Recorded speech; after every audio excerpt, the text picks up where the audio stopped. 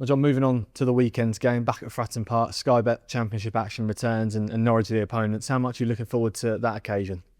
Yeah, looking forward to being back. It's been a long time away from Fratton Park in the league. The back end of the season, obviously, we had a decent end to the year with the draw at Hull against Hull. We beat Watford, big point against Derby. So some good memories, obviously, from last season because the home form was very good.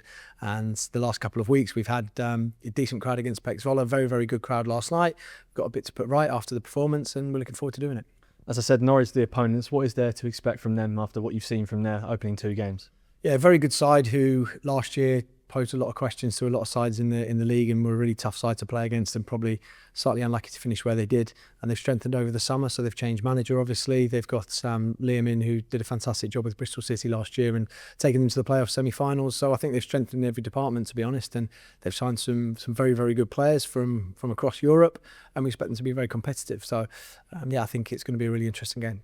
In terms of us and your team going into the weekend, how much confidence can be taken from the Oxford game in terms of that result, getting 3 points on the board, but also the performance as well? Yeah, I hope the boys are confident anyway, not just from the Oxford game. I want them to be confident going into the Oxford game based on everything that we've done pre-season, regardless of any of the results in the games. And based on the fact that if they're selected to pull on the Portsmouth shirt, they should go up with their chest held high and make sure they're right at it in terms of everything they do. So I expect plenty of confidence. I don't want it to tip into any complacency. I think that's the key in football. But I think the Ballards coming back and playing at Fratton Park as well, it should give them an extra boost. What are things looking like on the injury front? Marlon Pack, first of all, underwent successful surgery yesterday.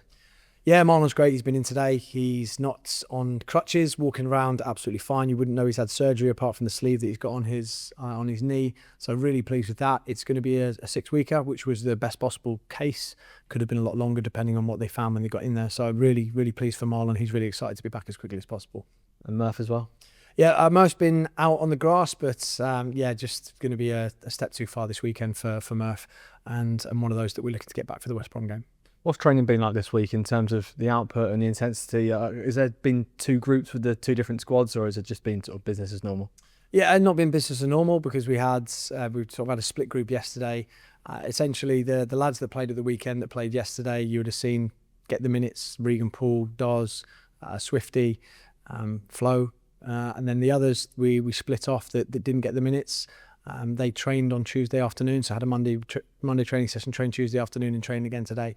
So it's been a bit of a stop-start week, a bit of a different week because of the amount of changes we made Tuesday, but we should be well prepared going into Friday and Saturday.